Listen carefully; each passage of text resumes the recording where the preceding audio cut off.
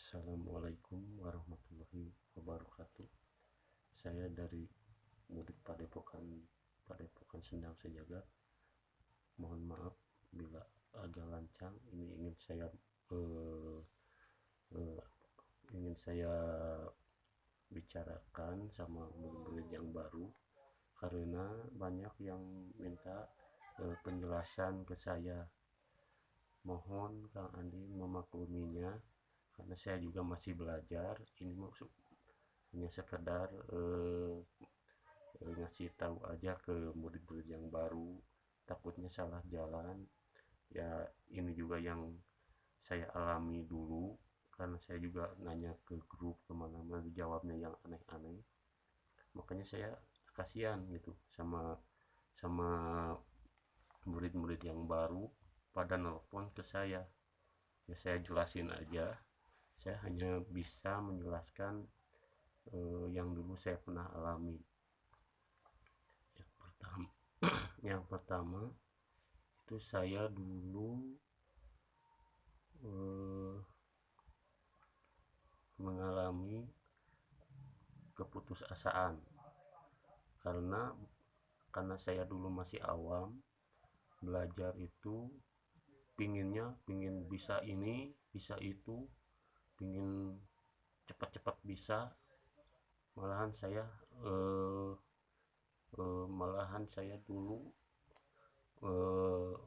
nelpon ke Gubes, malahan saya yang kena marah karena saya ditanya, kamu udah berapa tahun apa berapa bulan kamu belajar di PSS. Saya jawab, saya udah ada 2 tahunan Bos.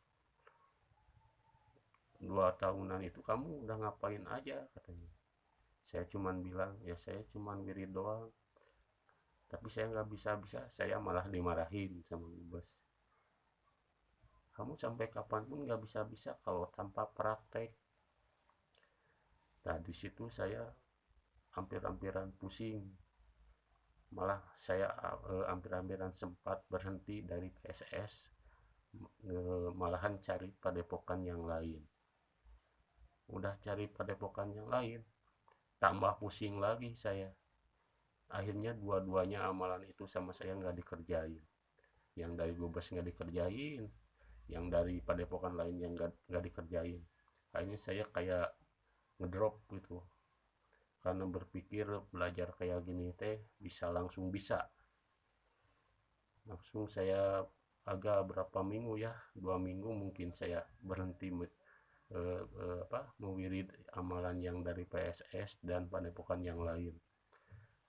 Karena saya berpikir lagi, untung ada senior satu yang ngasih tahu saya kalau belajar ilmu ini harus ekstra sabar, harus ikhlas. Jangan pingin ini, pingin itu, pingin bisa gini, bisa gitu. Nah dari situ saya mulai bisa memahami, mempelajari ilmu yang malahan saya balik lagi ke padepokan Sendang Sejagat untuk mewirid lagi. Padahal dulu saya banyak teman, karena teman juga sama bicaranya gitu.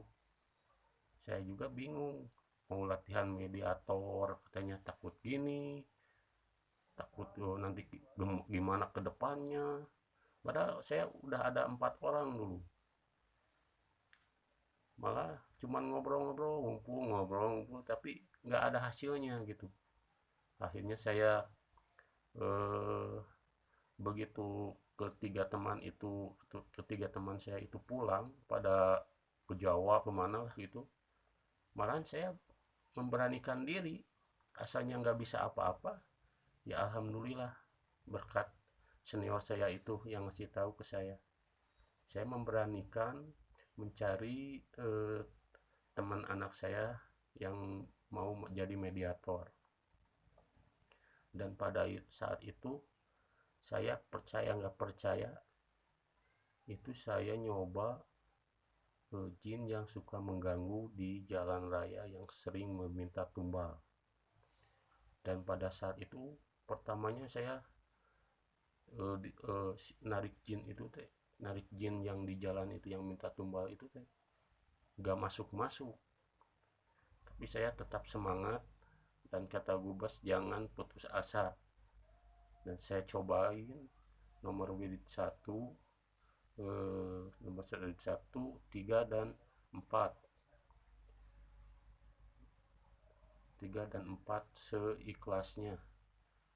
Dari situ saya mulai coba narik lagi, akhirnya masuk ke si mediator itu.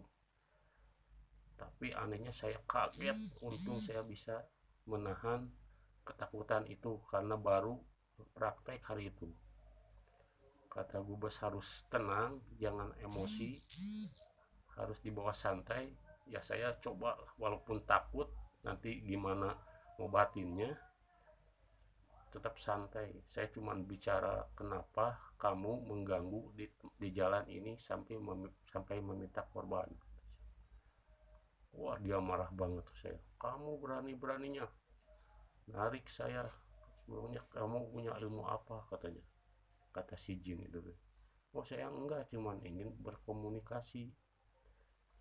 Nah, dari situ saya cuma ngobrol berapa menit. Nah, udah saya ngobrol, saya suruh pulang, suruh mau dikeluarin, dia tetap gak mau. Malahan karpet rumah saya sampai hancur, diacak-acak sama dia karena dia merasa mungkin karena terusik oleh saya, ditarik dimasukin ke mediator. Nah, udah itu saya masukin ke mediator, ditarik. Pertamanya nggak mau keluar, udah keluar masuk lagi malah tambah ngamuk.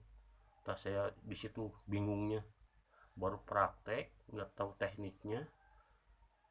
Makanya saya cukup ingat ke Gubes aja, sabar, coba lagi dan coba lagi terus. Nah, saya coba lagi kedua kalinya, tapi sebelumnya sama saya dibacain dulu ini, wirid nomor 1 dan 2, karena itu si jinnya bandel terus gak mau keluar, malah mau nantang saya karena di rumah saya tempatnya sempit.